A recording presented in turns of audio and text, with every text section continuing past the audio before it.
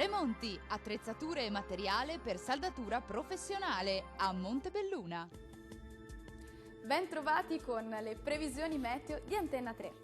Sarà una giornata all'insegna delle nubi sulle nostre regioni, ma con scarse precipitazioni.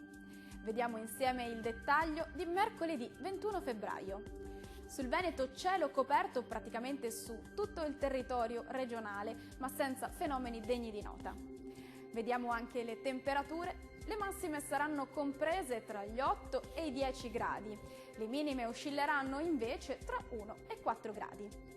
Ci spostiamo ora a vedere il tempo che farà sul Friuli Venezia Giulia. Molte nubi anche su questa regione, ma qui saranno possibili maggiori spazi soleggiati, specie sull'Udinese e sul Goriziano. Per quanto riguarda invece le temperature, le massime saranno comprese tra 8 e 10 gradi. Le minime invece saranno tra i 2 e i 3 gradi.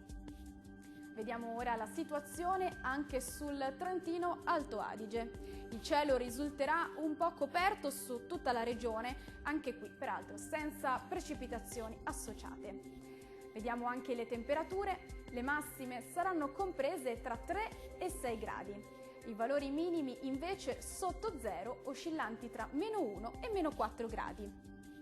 Vediamo ora anche la situazione dei mari e dei venti. Il mare sarà generalmente mosso, venti moderati o forti dai quadranti nord-orientali.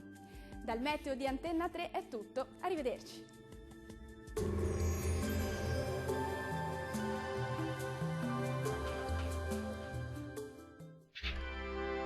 Tremonti, attrezzature e materiale per saldatura professionale a Montebelluna.